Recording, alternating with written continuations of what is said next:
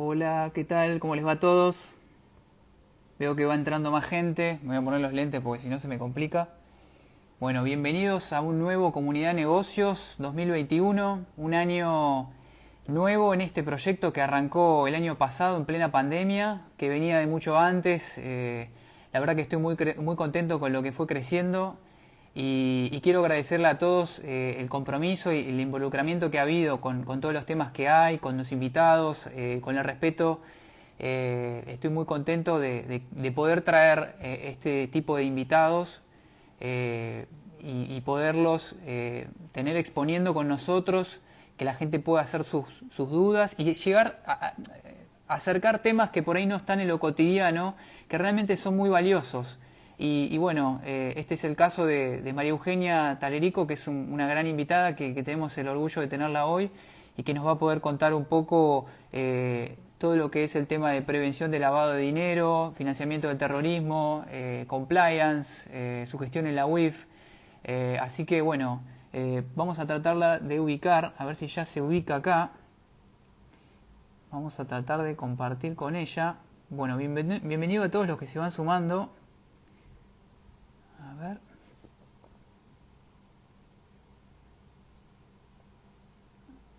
Ahí te voy a invitar. Espero que me digan todos que se escucha. A ver.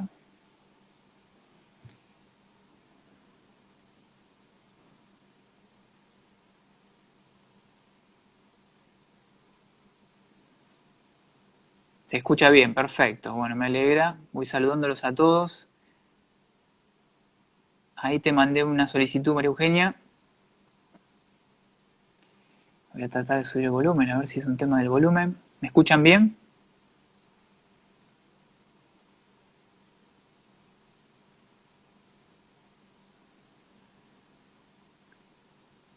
A ver.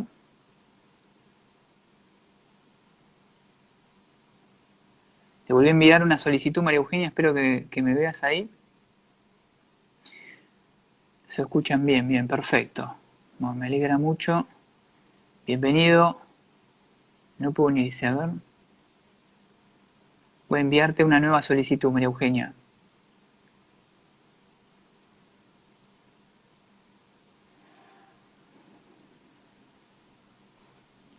Ahí está. Hola, ¿cómo Ahí estás? parece Perfecto. que arrancamos. ¿Cómo están? Bienvenida, ¿cómo estás? ¿Todo bien? Muchas gracias. Sí, muy bien, todo muy bien. Bueno, no sé si habías podido escuchar un poquito al principio. No, ¿estás afuera? ¿Enganchás más o menos señal bien? Sí. Sí, sí, estoy perfecta.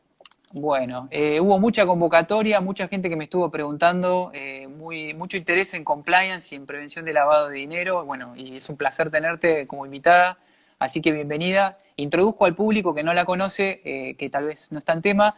María Eugenia es una especialista, es abogada, ha trabajado en el sistema financiero y ha trabajado también en la UIF, ha sido vicepresidenta de la Unión de Información Financiera, organismo que en definitiva, a fin de cuentas, controla la prevención del lavado de dinero y financiamiento del terrorismo. Contanos por qué es tan importante este tema de financiamiento del terrorismo y el lavado de dinero. Parece algo Bueno, tan distante para el público por ahí.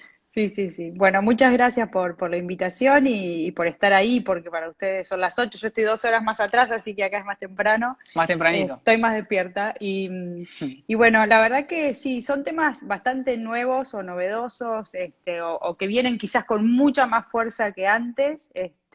Nacen en su momento por las políticas impuestas por el Gafi, a partir de la iniciativa de ese organismo que nuclea a muchísimos países, donde la prioridad era empezar a cuidar la integridad de los sistemas económicos y financieros. Eran los tiempos de los carteles de la droga, donde el dinero en efectivo que se empezaba a mover en el sistema financiero, en los bancos esencialmente, muchas veces provocaban mucha inestabilidad, porque el dinero ilícito ingresa en la economía, pero como son ingresos de fondos muy especulativos y muy volátiles, además de la enorme cantidad que representan, esto podía generar mucha crisis en el sistema financiero, no solo en el banco donde se instalara de pronto la organización a lavar su dinero, sino un problema sistémico, a veces en el país y a veces en toda la región. esto se empezó a ver con mucha preocupación a partir de los carteles de las drogas, pero después cuando supieron y pudieron medir que el dinero ilícito del crimen organizado puede representar en producto bruto de un país la quinta economía a nivel mundial, de la cantidad de dinero que mueve el narcotráfico y otras organizaciones criminales de tráfico de armas, no solo de estupefacientes, sino otros delitos muy graves también, tráfico de personas. Y después la comunidad internacional en un momento decide que la herramienta y las políticas de lavado de activos también se apliquen cuando estamos en presencia del delito de evasión fiscal. Con lo cual, obviamente, la dimensión, esto sucede en el 2013, con lo cual la dimensión de las herramientas y las políticas de prevención de lavado de activos empezaron a tomar una envergadura aún mayor. El financiamiento de terrorismo se cuela a partir de los atentados a las Torres Gemelas, porque el sistema financiero interconectado, ya a partir de las normas de prevención de lavado, se dieron cuenta que los canales que se habían establecido de prevención y de alertas iban a servir para poder detectar financiamiento de terrorismo. Los montos de financiamiento de terrorismo son montos menores a veces, no es lo mismo que el lavado de activos, pero los canales financieros de intercambio de información que también se habían activado, más los bancos con las alertas que habían tenido que implementar a partir de la normativa del Gafi, empezó a ser un canal útil también de prevención de financiamiento de terrorismo, y ahí es donde se mete esta situación en las normas de prevención de lavado de activos. Entonces el origen es las políticas del organismo del Gafi, que empieza a bajar en todos los países, y el organismo rector en la materia sobre todo en juntar la información de las posibles operaciones sospechosas de lavado de activos, son las unidades de información financiera, también por disposición del estándar internacional del Gafi. ¿Y por qué el Gafi empieza a tener importancia en los países? Porque el Gafi tiene mecanismos de evaluación de los países. Entonces, ¿por qué empezó a ser importante respetar las normas? Porque cae la evaluación en el país del Gafi, y si un país es mal calificado en lo que hace al cumplimiento de las normas de prevención de lavado, luego el mundo empieza a poder levantar barreras para operar comercialmente con el país y para operar financieramente con el país. Entonces, cuando, por ejemplo, si Argentina fuera un país de muy alto riesgo en materia de lavado de activos, cuando uno quiere hacer una transferencia de Argentina para otro lugar del mundo, empiezan a pedir papeles y muchos resguardos. Se encarece también la posibilidad de operar con los países que son de alto riesgo.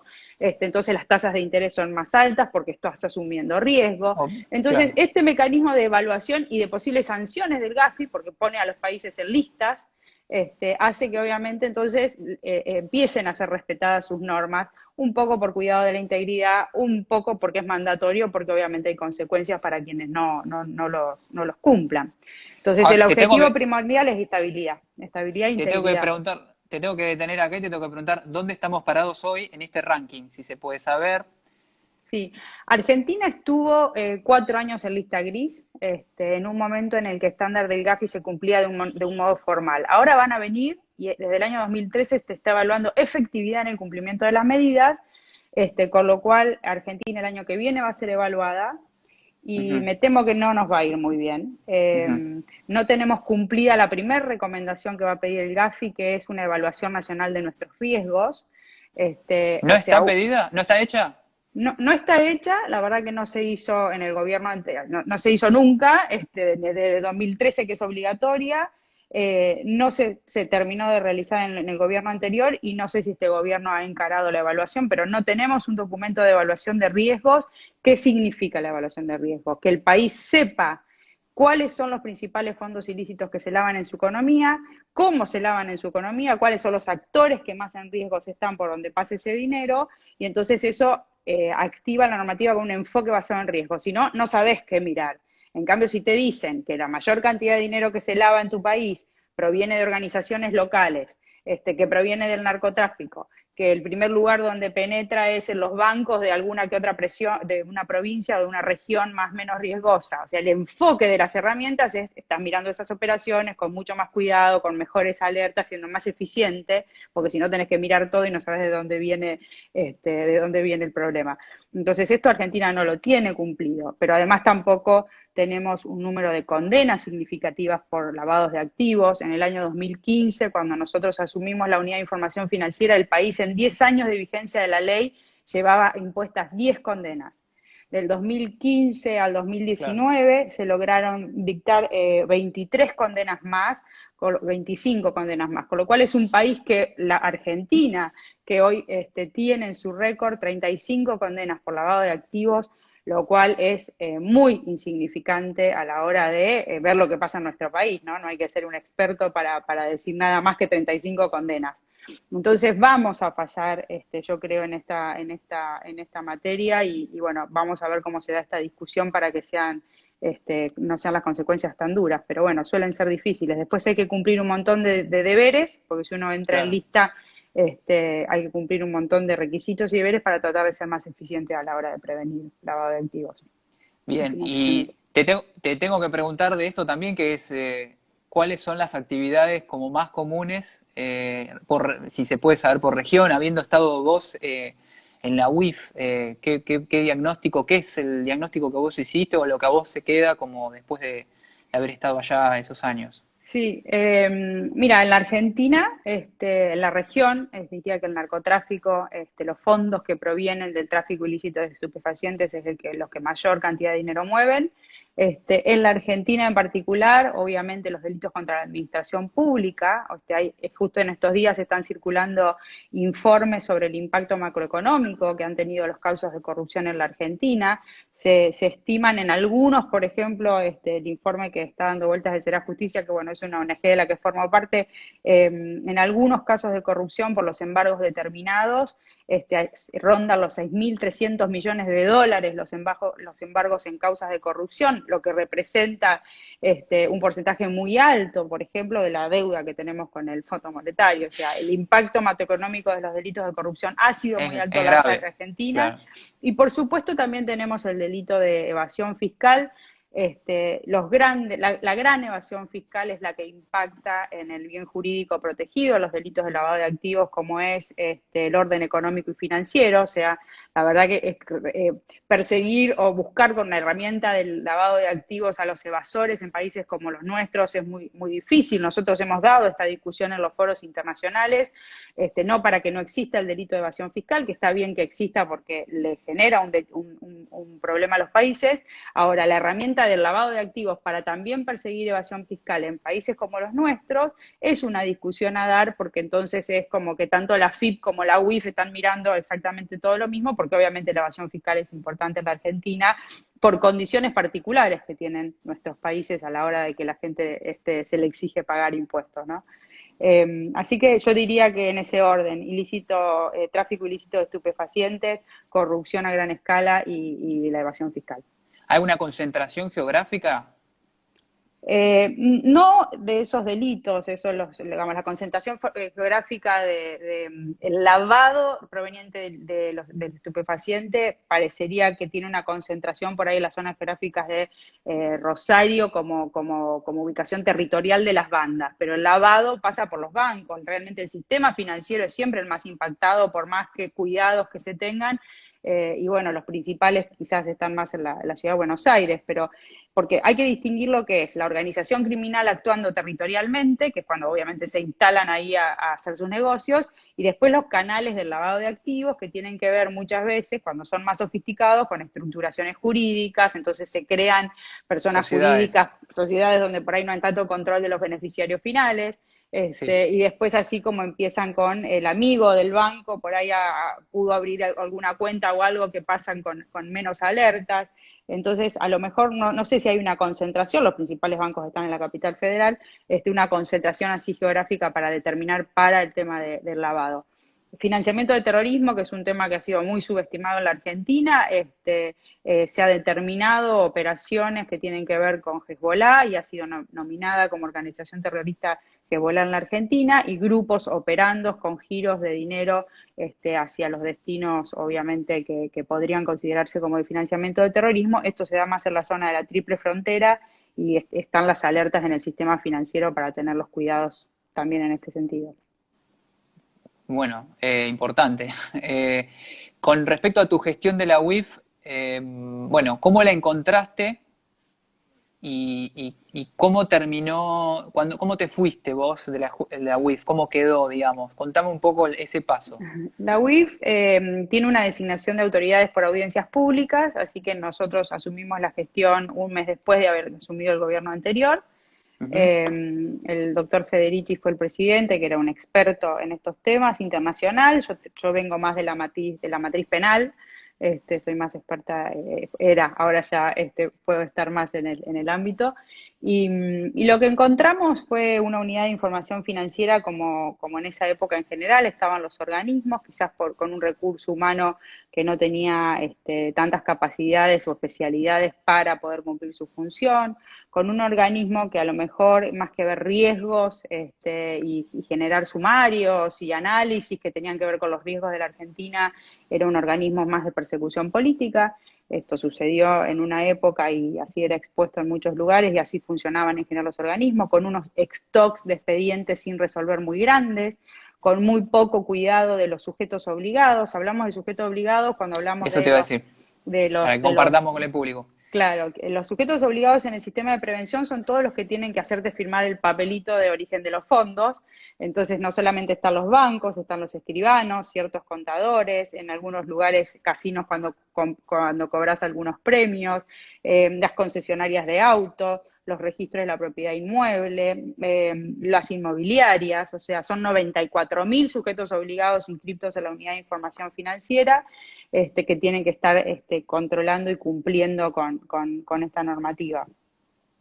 Se los trataba muy mal, realmente también había una fase muy persecutoria de sumarios. Nosotros tratamos de generar mucha confianza para hacerles saber que el rol es muy importante, porque son ellos los que están viendo en el mercado las operaciones y la información que los sujetos obligados le daban a la UIF era totalmente revelada en los tribunales, porque así como mandaban el reporte de operación sospechosa, que es como ellos se comunican con la UIF, era enviado hacia la justicia, y eso si vos eras escribano en un lugar, de hecho había una carátula que tenía el nombre del escribano, que había develado una banda de narcotraficantes muy importante que hacía inversiones en un barrio privado también muy importante, y el tipo había quedado, lo escribano como carátula del expediente. Entonces había muy poco cuidado de esto. Nosotros Claro. ingresamos y con un convenio con la Corte logramos cuidar la confidencialidad del reporte de operación sospechosa y no revelarlo más.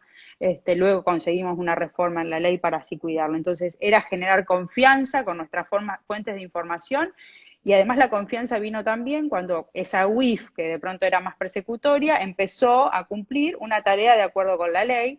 No solo protegimos a nuestras fuentes, sino que también a la UIF le dimos un direccionamiento que tenía que ver con posicionarla tanto en el análisis como las colaboraciones penales, con los principales riesgos que teníamos en los casos penales, que eran narcotráfico, corrupción y evasión fiscal.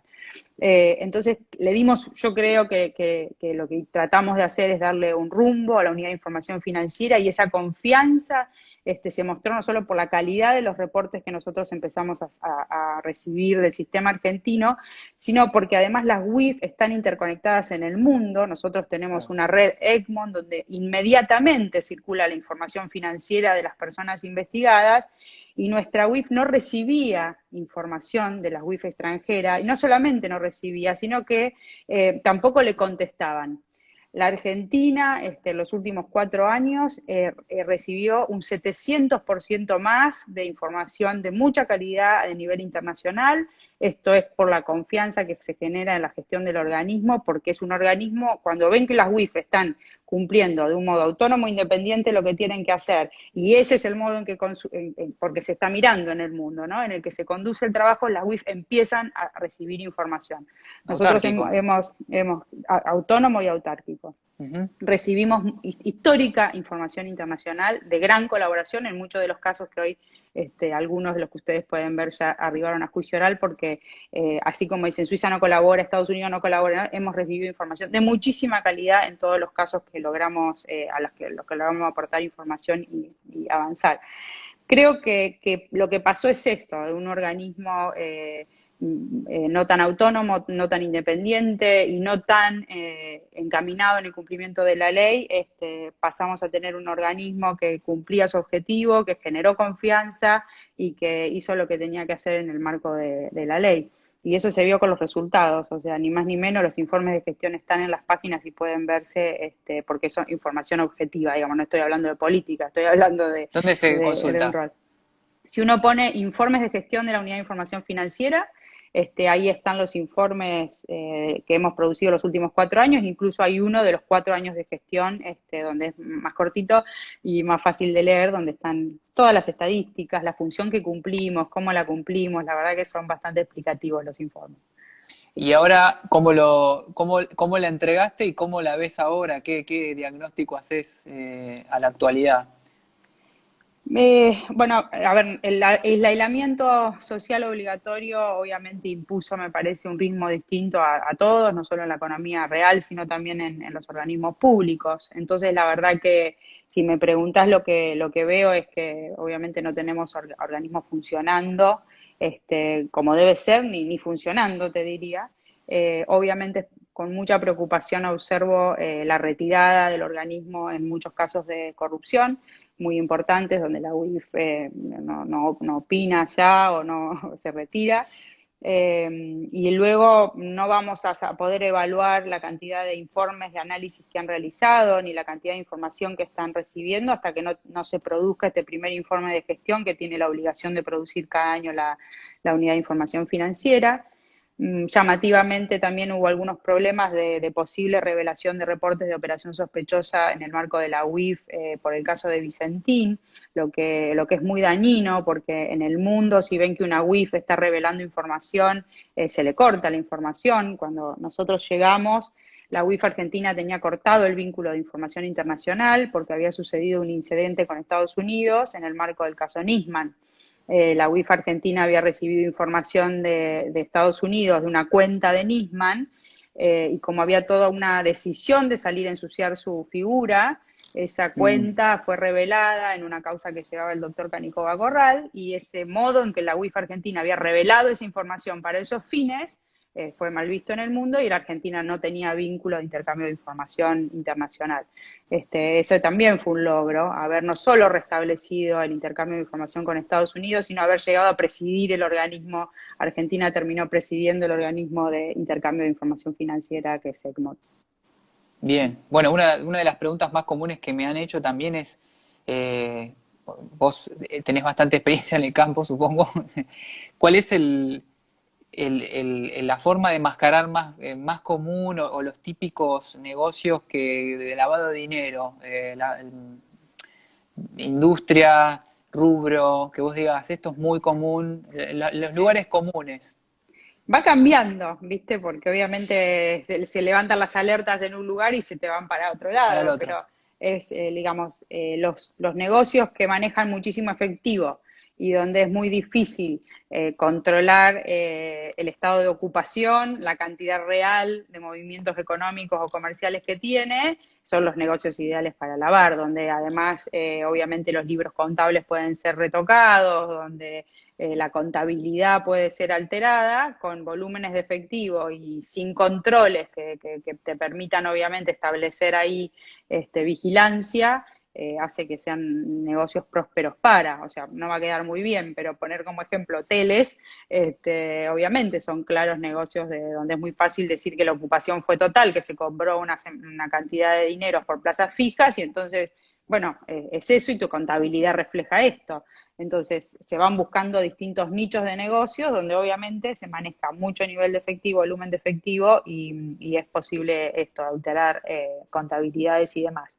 Esto en la forma más sencilla. Después, obviamente, una vez que vos generas un negocio donde penetró, blanqueaste, empezás a lograr blanquear dinero, vas reproduciendo otro tipo de negocios y los canales de lavado se van ampliando y toman otras formas más sofisticadas de inversiones inmobiliarias a través de sociedades creadas alrededor del mundo y obviamente un sistema financiero que tiene todavía agujeros de secretos bancarios, de secretos fiscales, problemas como los beneficiarios finales de las compañías. Eso es cuando obviamente el lavado ya se diversifica alrededor del mundo porque es mucho el dinero que tenés que Claro. canalizar en el sistema formal, ¿no? Y con respecto a una de las preguntas también que nos han hecho, es que el mundo parece ser que tiende a utilizar cada vez menos dinero en efectivo, que es un poco corriéndonos de este lugar, Con todo esto de la pandemia, he escuchado mucha gente que se ha ido hacia los criptoactivos, criptomonedas, no sé, Bitcoin. Sí. Eh, ¿cómo, cómo, cómo está mutando, si se está saltando, y además, cómo es posible controlarlo? Porque es muy difícil su trazabilidad. Sí, sí, es difícil la trazabilidad, obviamente el efectivo complica y cuanto más lleves a los canales formales, obviamente es mejor. La inclusión financiera tiene su doble cara, que incluimos financieramente y obviamente entran al radar de los controles.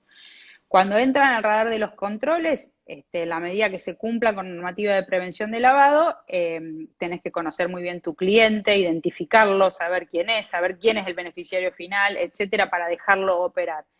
Y el origen de los fondos. Con los criptoactivos, el Gafi ya dijo que todos los proveedores de servicios de activos virtuales son sujetos Son sujetos obligados obligados. Mm. y tienen que estar sometidos a la misma normativa. Pero no todos los países ya dictaron esa normativa. En la Argentina no son sujetos obligados y por más que le digan a los bancos, ojo, si alguien sabes que te enterás que te dijo que está operando con criptoactivos, miralo con más cuidado, pero la verdad que los proveedores de este servicio no son sujetos obligados de la UIF y podrían no estar cumpliendo con normativa de prevención. Y esto pasa, hay mucha laguna todavía con esto alrededor del mundo. Si vos operás con exchange o billeteras de Estados Unidos o de muchos otros países que ya lo regularon, entras al sistema de criptoactivos con una cuenta blanca, con dinero blanco, cuando te tienen que conocer y se activan las mismas normativas de trazabilidad incluso que tienen para decir, tenés que decir quién es el dueño acá, a quién le estás transfiriendo, hay que contar el ordenante y quién recibe. Las Pero fintech bueno, tienen las mismas, ahí me pusieron justo fintech. Las fintech tienen las mismas, son sujetos obligados también, ¿verdad? no, a ¿O ver, están en un no gris? podemos generalizar el universo de fintech. La verdad que la fintech, que es, de acuerdo al Banco Central, una entidad financiera o entra en la regulación del Banco Central, puede ser que esté incluido dentro de la normativa de WIF, como no. Ahora hay muchas fintech que están en el negocio de tarjetas de crédito, de tarjetas prepagas, porque te vinculan la posibilidad de hacer pagos QR a partir de tus propias tarjetas. No todas son sujetos obligados, porque ahí el sujeto Ujú. obligado es el emisor de la tarjeta, el banco que te la dio, American Express, esos son los sujetos obligados, y de pronto la fintech es un proveedor de servicios de pago que sí entra a la regulación del Banco Central. El Banco Central emitió una regulación muy omnicomprensiva de todos los proveedores de servicio de pago, entonces probablemente la fintech sea y tenga que registrarse en el Banco Central a los efectos de informar algunas cosas, aunque no sea entidad financiera, pero no necesariamente es sujeto obligado. La normativa WIF que entra en juego acá es la 76 del 2019 o 18, ahora no me acuerdo el año, y no todos son sujetos obligados, no todas las fintechs. Depende el modelo de negocio que tengas y para lo que armaste la fintech, no necesariamente. ¿Cómo se clasifica? O sea, Depende el modelo de negocio, cuál es tu operatoria. Si vos se vas a entrar a compra y venta de moneda extranjera, vas a necesitar una habilitación del Banco Central, entras en la normativa de cambiaria, sos sujeto obligado de la UIF. Si vas a hacer préstamos de dinero, depende si entras en la normativa del Banco Central si vas a hacer, a ver, otra, remesas de dinero, hay muchas fintech que están haciendo remesas, las remesadoras están dentro de la normativa de la UIF y no están en el Banco Central. Si lo que vas a hacer es vincular tarjetas de crédito del sistema, no necesariamente. Si son tarjetas de crédito y tenés la calificación que te da la normativa de WIF de ser emisor o agregador o facilitador de pagos, entras en la normativa WIF, pero si ninguna de esas tareas cumplís y simplemente estás vinculando tarjetas y cuentas en el sistema, sos un intermediario que no entra dentro de la normativa de lavado. Entonces, a veces parece superpuestas las normas, pero no son. Las PCP se llaman ahora, entran en la normativa Banco Central. No todas entran en la normativa WIF. Hay que analizar bien cuál es la actividad, el modelo de negocios y los riesgos eventualmente de lavado que puedan tener, porque a algunos les está pasando esto a la fintech. Muchas necesitan captar licencia. fondos. Ah, No son sujetos obligados de la UIF, pero sí, si captan fondos también, pero depende de lo que van a hacer con esos fondos. Lo que te está pasando ahora es que las licencias de Visa, de Mastercard, para otorgarte licencias y que vos puedas operar como intermediario en la operatoria, la propia tarjeta les está exigiendo que tengan programas de prevención de lavado adentro de la fintech. Entonces tienen que tener un manual con las políticas, tienen que tener procedimientos donde los políticamente expuestos y los terroristas están identificados, tienen que conocer a sus clientes y monitorear operaciones, toda la norma que se activa por prevención de lavado, toda la Sí, normativa de sí, sí. prevención. Entonces, a veces por la licencia comercial te exigen que tengas esto, auditorías, que tenga capacitación, que tengas un oficial de cumplimiento. Entonces, no son sujetos obligados, pero para poder realizar el negocio y obtener la licencia de la marca, de la tarjeta, tienen que tener todo el programa estructurado de prevención de lavado como si fueran. Ahí la única diferencia va a ser cómo hago si detecto operaciones sospechosas y son los informes voluntarios ante la UIF porque no vas a recibir supervisiones de la UIF ni estás obligado a hacer reporte de operación sospechosa. Entonces se activa un canal de denuncias voluntarias, pero bueno, es de acuerdo a tu propia gestión lo que vas a hacer con la unidad de información financiera, no es obligatorio. Bueno, Qué tan buena voluntad encontraste de esas entidades? no, hay buena voluntad porque en realidad obviamente si vos querés hacer un negocio con futuro, no ¿Querés querés evitar cualquier que... inconveniente? Claro, Sí, querés evitar inconveniente. Y a veces no es solo que te caiga la wifi y que te sancione, es un tema de tu reputación. Si a vos en tu totalmente. Riesgo compañía, reputacional, absolutamente, hoy el riesgo reputacional es muy importante, pero total. incluso para formar parte de un directorio. Ujú. Porque te cayó una sanción de la UIF, por más chiquitita que sea, y es que te olvidaste en el legajo algo, tu directorio está sancionado por la Claro. normativa de prevención de lavado y tenés muchos inconvenientes a partir de ahí. Entonces, es reputacional de tu negocio y es porque impacta también en el directorio de la compañía la normativa de prevención de lavado. Las razones por las que muchos no las cumplen con ganas, ¿no? Bien, bien. Sí. Me habían puesto algo acá que estaba bueno, ¿qué opinás de las SAS? ¿Qué opinión le mereces a las SAS? La UIF hace un poco emotivo un comunicado donde las incluye como de alto riesgo. Bueno, a ver, per se, una compañía no es riesgosa. Lo que sucedía con las SAS, desde mi punto de vista, fue corregido un poquito con una primera resolución que dicta Nielsen para conocer un poquito mejor quiénes estaban operando a través de la compañía, porque era de muy fácil creación y a veces no estaba muy clara la composición accionaria y beneficiario final. Para mí con ese correctivo era un vehículo espectacular, realmente lo que es crear una sociedad en la Argentina es un dolor de cabeza, No sé. darle de alta y que el banco te dé de alta, entonces la SAS era un vehículo desde mi punto de vista muy bueno desde esa perspectiva y podías activar cierta normativa para cuidar, que para mí la primera resolución que saca la IGJ para corregir algunas cosas que le preocupaban era suficiente para que dejen tranquilas al vehículo y una normativa de la UIF con la SAS per se, cuando no te indican cuál es el riesgo o cuál es el problema que pueden tener, para mí realmente es ponerle un mote a un vehículo que no tiene por qué ser por sí riesgoso para los fines del lavado. Pero bueno, es lo que ha dicho el regulador. Claro. Bueno, ahí veo algunas consultitas más.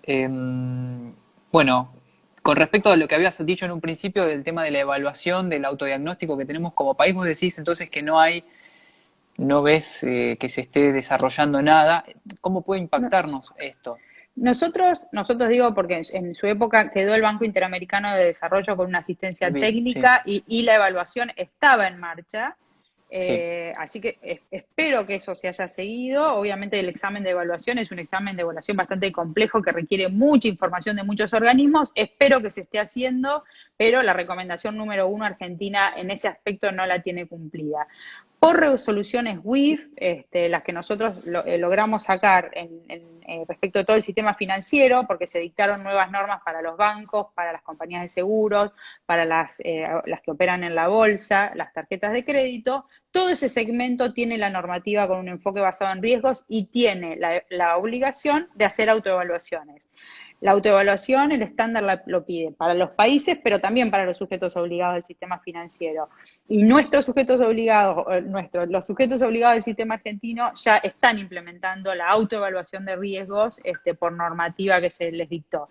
Así que bueno, por ahí nos van a dar un parcialmente incumplido y nos va un poquitito mejor, pero va a haber que defenderlo muy bien. Pero bueno, vamos a ver lo que pasa somos el único país que hoy no tiene evaluación nacional de riesgos, que es un documento que después viene acompañado de lo que se llama la estrategia de combate del lavado de activos, porque una vez que vos identificaste bien tus vulnerabilidades, tus riesgos y dónde tenés los problemas, se decreta una estrategia nacional de riesgos, una estrategia nacional para poder implementar bien y que funcione bien todo el sistema. O sea, le ordenás a qué autoridades tienen que hacer qué cosa, porque si, por ejemplo, te dicen, bueno, no, la migraciones no está identificando a los que entran con más de $10.000, o hace una declaración jurada en papel que no le llega a la unidad de información financiera, y eso es un resguardo internacional que hay que tener. Bueno, la migraciones va a tener que hacer los deberes y ponerse a hacer eso en tal plazo. Entonces, siempre a la evaluación le sale la estrategia nacional acompañándola. No tenemos por ahora ninguno de los dos documentos y la evaluación está empezando el año que viene.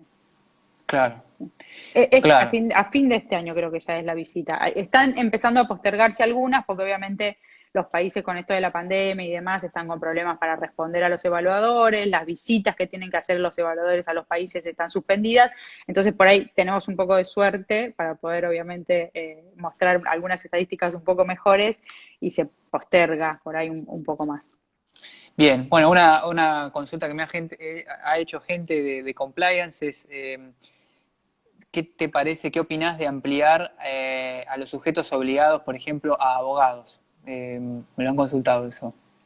Bueno, a ¿Cómo mí lo ves? me encantaría, obviamente es un incumplido también que tenemos. El estándar internacional pide que los abogados sean sujetos obligados, no todos los abogados, por ahí salen los penalistas a decirte el derecho de defensa en juicio Claro. secreto, sino que son los determinados abogados que la recomendación dice que son los que estructuran activos, los que crean sociedades, o sea, algunos muy particulares que de hecho muchas veces son usados como asesores para crear las estructuras de lavado. Entonces el estándar obviamente los apunta y es un incumplido para la Argentina. Yo creo que los abogados tienen que estar. En nuestra gestión, muchos abogados recibieron requerimientos para saber cómo se estaban pagando sus honorarios.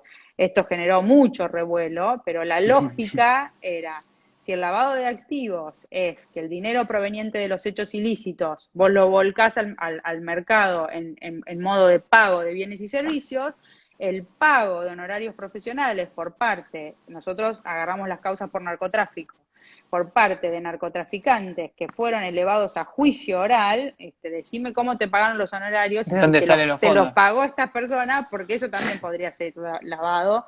Se enojaron mucho, pero la verdad que el pago de servicios profesionales en el mundo es uno de los vehículos de lavado. Y si el origen del dinero es ilícito, no tienen por qué estar exentos también de ser uno de los eslabones del blanqueo de capitales en los países. Entonces, tienen que ser sujetos obligados, de mi punto de vista, no para revelar confidencialmente nada, sino para estudiar bien a su cliente y cuando están estructurando activos o creando sociedades y demás, se sepa que no son útiles o a los fines del lavado de activos. Bien, perfecto. Em, ya te digo, ¿eh? Expectativa de resultado. No hay problema.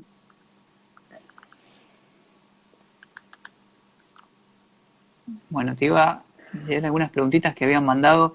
Les paso al público si quieren ir haciendo preguntas. Bueno, ahí me está la de la SAS, que la acabo de ver. Quien quiera hacer preguntas, bienvenido sea. Hay gente de compliance. Acá me dicen control, control, que es lo que se necesita ahora. Excelente rumbo. El marcado a partir del 2016 en la UIF. Ahí te están dando un poco de Sí. flores. Y hay gente que sé que te conoce porque te ingenia. Tenés hinchada. Estoy Eh, hinchado. ¿Qué pasa con las criptomonedas? Que un poco es lo que habíamos hablado antes. Para mí, creo en lo personal que es bastante difícil de rastrear por cómo están estructuradas. He leído bastante que como que hay una dificultad en poderle seguir el rastro.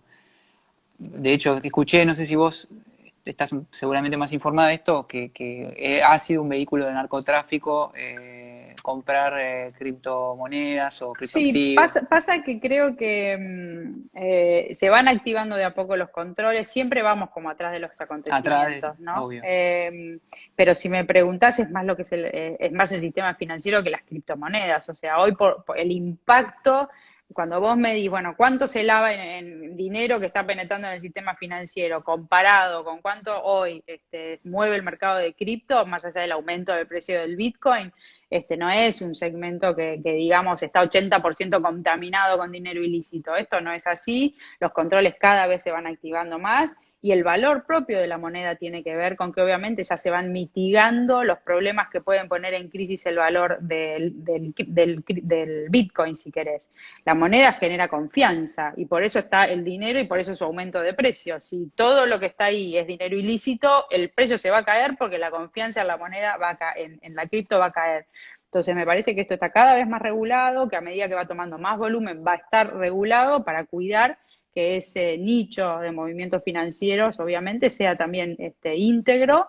No me parece que tengamos que como estigmatizar que por cripto se mueve el dinero ilícito. Esto no es así, los mayores volúmenes se mueven por otro lado, ¿no? Correcto. Bueno, acá estoy viendo, te mandan saludos acá, no sé si lo llegas a ver. Ahí veo a Mariana Mira, y me a acaban de Daniela. mandar me mandaron una pregunta privada diciendo, ¿habría que crear juzgados específicos en la materia? Es una opinión, supongo.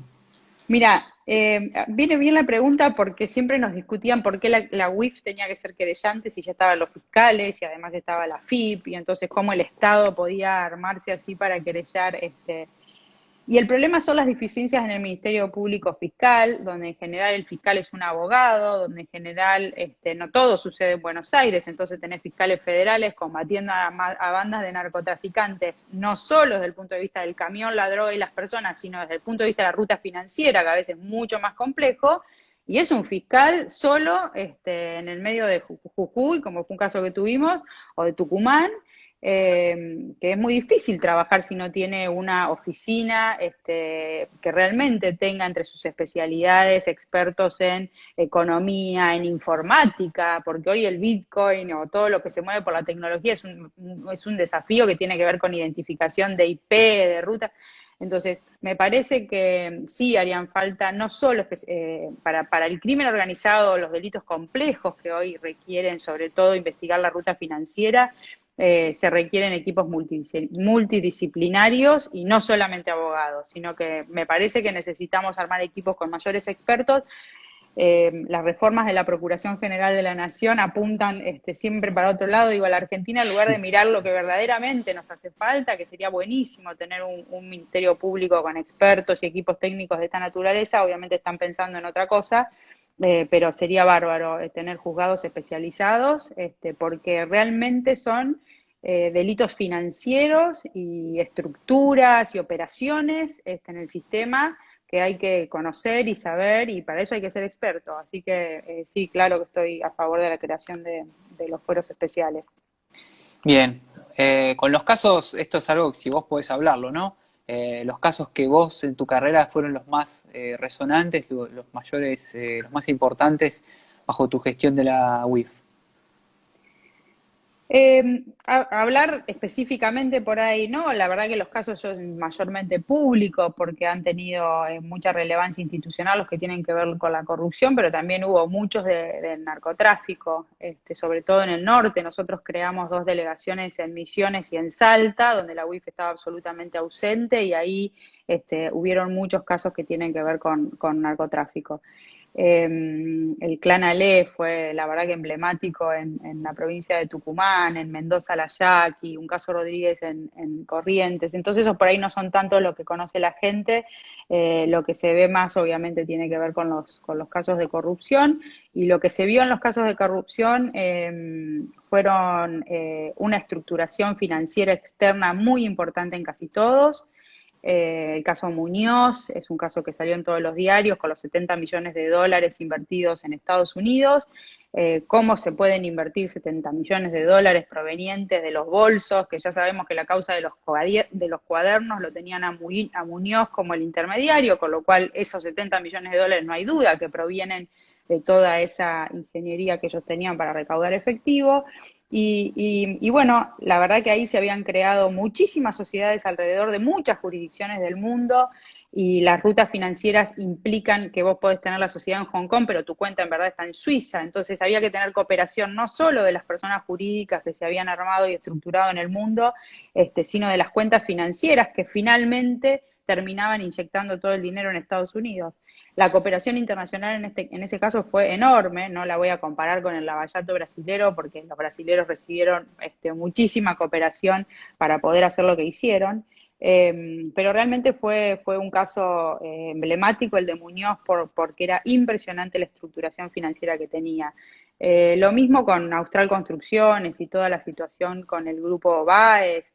La verdad que la vinculación que cuando uno escucha hablar por ahí de Vialidad, Otesur, Los Sauces, la ruta del dinero acá, Austral, no se entiende nada, pero en realidad lo que tenemos es una causa madre, que es la de Vialidad Nacional, suspendida hoy con 51 obras públicas auditadas, ninguna fue terminada, los sobreprecios eran tremendos, o sea, pero de ahí salía muchísimo dinero a favor de las empresas de Baez.